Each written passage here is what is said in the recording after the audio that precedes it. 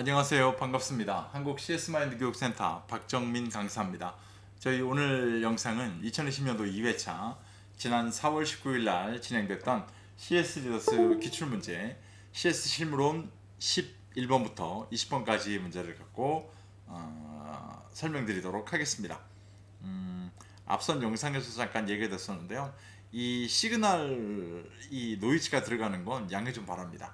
제 컴퓨터에서 아무리 없애려고 그래도 이게 자꾸만 뭐 연결이 잘못됐는지 나오는 소리이기 때문에 좀 영상 중간에 나오더라도 놀라지 마시고 그냥 한 노이즈한 종류로 이해를 좀 해주시면 될 것 같습니다. 자, 한 문제씩 보도록 하겠습니다. 11번 다음 중 호칭의 기본 예의에 대한 설명으로 가장 거리가 먼 것은 무엇일까요? 자, 호칭입니다. 그냥 호칭이 나오면 저희가 간접 존대만 아니면 됩니다. 간접 존대가 들어가야 되고 사물 존칭만 아니면 됩니다 라고 얘기를 하고 있죠. 그래서 뭐 시작하자마자 지금 잘못된 얘기를 하는데 사물 존칭만 불가합니다 라고 기억하시면 될 것 같고요. 간접 존대는 허용이 되는 거죠. 분명하게 상대에게 속해 있는 것을 높임으로써 상대방을 높여주는 거, 이걸 간접 존재라고도 부릅니다. 자, 그리고 꼭 기억하셔야 되는 건 직급과 직책 중에 누군가를 호칭을 할 때 직급과 직책 중에 더 상위 개념을 호칭하는 것이 통상적인 예의입니다 라고 설명을 하기도 합니다. 자, 그렇다고 따지면 1번 직급과 직책 중에서 직급을 기준으로 호칭하는 것이 통상적인 예의입니다. 잘못된 설명입니다. 직급과 직책 중에서 더 상위 개념을 갖고 호칭하는 것이 통상적인 예의다라고 이해하시면 될 문제 유형입니다. 저희가 가장 바라는 문제 유형이기도 하죠. 정답이 1번에 있는. 다음 문제 보겠습니다. 조직 구성원에 따른 콜센터 분류 중 기업 내부의 조직원들이 고객 정보 보호, 지속적인 업무 진행, 고객 관리의 질을 지속적으로 향상시키기 위해 직접 운영하는 방식, 여기서 잘 보게 되면 앞부분에서 쭉 설명이 됐던 고객 관리의 질을 지속적으로 향상시키기 위해까지는 솔직히 말씀드리면 저희가 이 문제를 풀기 위해서는 크게 저희한테 메리트가 되는 하나의 키워드는 아닙니다. 요 문제 방식만 보면 오히려 두 번째 줄에 직접 운영하는 이라는 키워드가 딱 답을 지목하고 있습니다. 직접 운영하는 방식, 그러면 직할 콜센터가 되겠죠. 자, 그렇게 따지면 운영업체에서 조달해오는 방식입니다 라고 얘기가 되면 뭘까요? 아웃소싱형이 될 겁니다. 결합 또는 공유하여 운영하는 방식입니다 라고 얘기가 되면 제휴형 콜센터가 될 겁니다. 기억하시면 됩니다. 딱 세 가지밖에 없기 때문에. 다음 문제. 다음 중 콜센터의 생산성을 효율적으로 관리하기 위해, 자, 생산성을 효율적으로 관리하기 위해 고려해야 할 사항으로 보기 어려운 게 무엇일까요? 라고 얘기를 합니다. 자, 이거 같은 경우는 아래에 있는 보기 5개를 차근차근 읽어보시면 객관적으로도 구별이 될 만한 문제 유형입니다. 1번 적절한 업무 배치, 네, 맞죠. 2번 지속적인 교육, 맞습니다. 3번 평가와 보상의 분리, 잠깐 생각해 보더라도 이렇게 돼선 안 되는 거죠. 3번이 일단 답입니다. 그 이유는 뭐냐면 실제로 합리적인 평가와 이에 따른 보상이 꼭 따라가야만 합니다 라는 관점이 오히려 맞는 설명이 될 겁니다. 그 이유는 생산성을 효율적으로 관리하기 위해 고려해야 할 사항이기 때문입니다. 기억하시면 될 만한 문제 유형입니다. 다음 문제. 다음 중 콜센터 조직의 일반적인 특성과 가장 거리가 먼 거. 자, 일반적인 특성은 아마 학습하는 교재에서 5가지 정도가 나올 텐데요. 개인 편차가 있습니다. 맞습니다. 특정 업무의 선호. 아무리 멘탈이 강하신 분이라고 할지라도요, 아침 출근하자마자 불만 고객 응대하겠습니다 라고 얘기가 된다면 이렇게 워딩처럼 쉬운 일만은 아닐 겁니다. 분명하게. 3번 정규직 중심의 전문 조직. 자, 잘못됐죠. 안타깝게도 콜센터 조직은 아직까지는 비정규직 중심의 전문 조직이 맞습니다. 그래서 3번이 잘못된 설명입니다. 콜센터만의 독특한 집단의식, 알고 계시는 도시락 문화로부터 시작을 해서 도시락 문화, 또는 한우리 문화, 뭐 콜센터 바이러스, 심리공황 여러 가지가 나옵니다. 커뮤니케이션 장벽이 존재합니다. 맞습니다. 다음 문제 보겠습니다. 감정노동으로 인한 직무 스트레스 대처법과 관련해 다음 보기의 사례에 가장 부합하는 것은 무엇입니까? 자, 이 문제 같은 경우는요, 감정노동에 대한 게 지금 문제로 유형이 나오는데요. 어느 때는 전략론에 들어가 있다가 호치와일드가 얘기하는 저희가 사용하는 교재에는 전략론에 가여 있습니다. 이 내용 자체가. 하지만 이렇게 실무론에도 같이 포함이 돼서 나오는 경우가 많습니다. 지금 요 화면에서 보니까 저 끝에가 조금 이렇게 뭐랄까요, 박스와 글자가 좀 겹쳐진 부분이 있긴 합니다. 자, KIE 콜센터에서 근무하는 누구누구 상담사는 고객의 심한 욕설과 폭언을 듣고 침착하게 상담을 마친 후 마음속으로 이렇게 생각했다. 자, 여기까지는 저희가 문제를 풀 수 있는 데 대한 키워드는 아무것도 없습니다. 세 번째 줄부터입니다. 방금 전 고객은 집에서 무슨 일이 있어 화를 낸 것이겠지. 나를 무시하려고 그런 말을 한 것은 아닐 거야. 자, 아주 간단하게 요 두 줄입니다. 요 두 줄을 기억하셔야 되고, 저 설명이 나오게 되면 답은 무조건 뭐냐? 적응하기라는 걸 꼭 기억하셔야만 됩니다. 방금 전 고객은 집에서 무슨 일이 있어 화를 낸 것이겠지. 나를 무시하려고 그런 말을 한 것은 아닐 거야. 적응하기입니다. 꼭 기억하시길 바랍니다.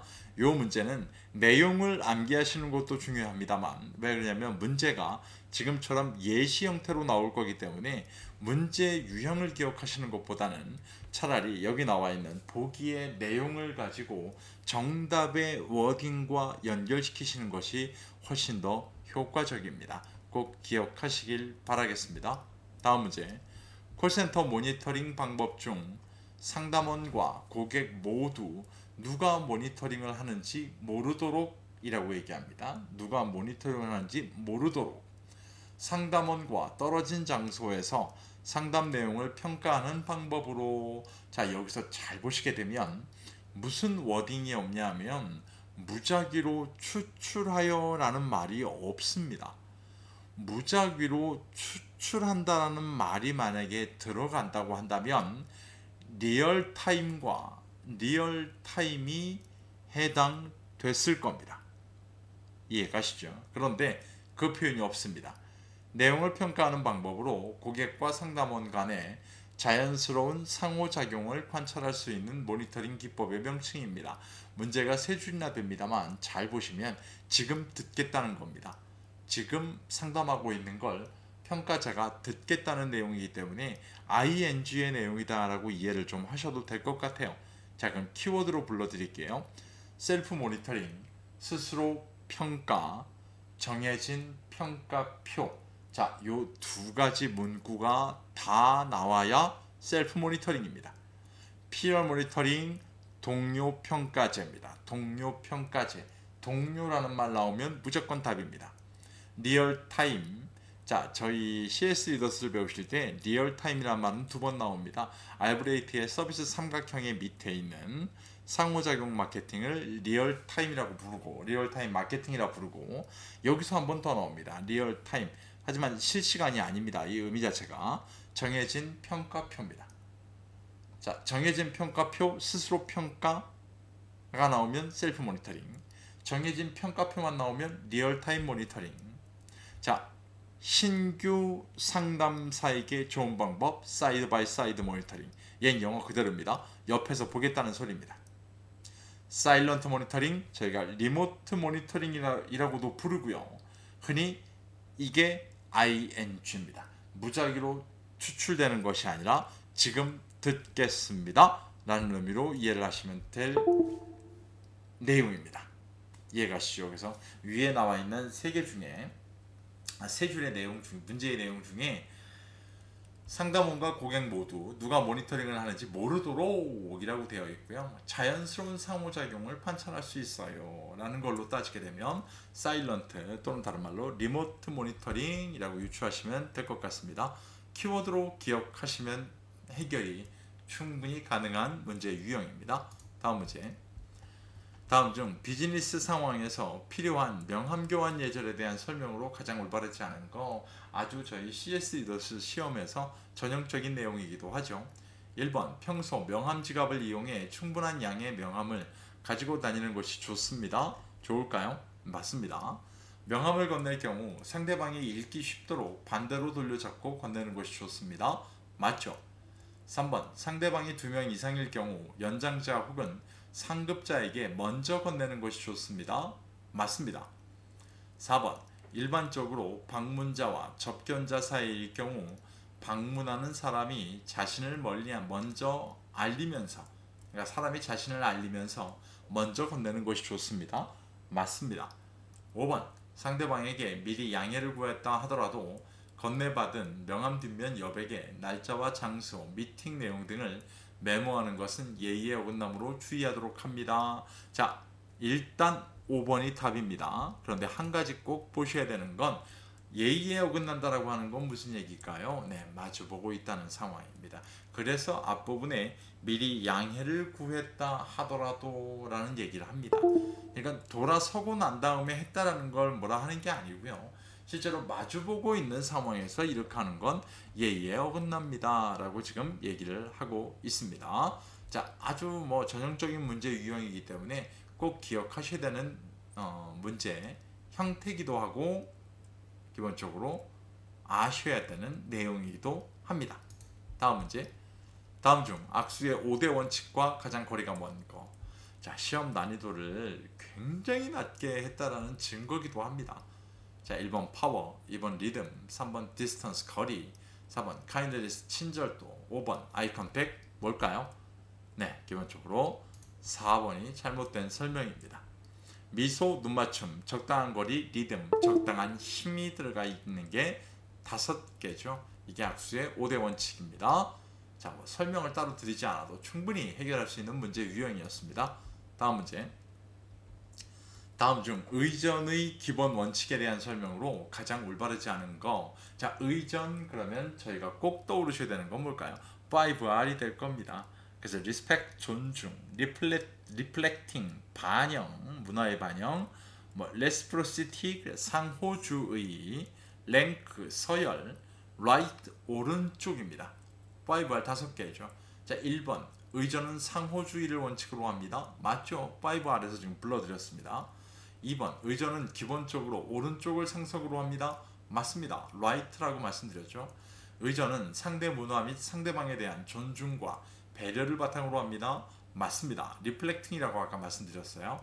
4번 의전은 문화의 다양성을 추구하되 특정 지역의 문화가 반영되지 않도록 주의해야 된다. 아, 이게 리플렉팅에 대한 내용이고요. 3번은 리플렉팅이 아니라 리스펙트죠. 실제로 봤을 때 존중에 대한.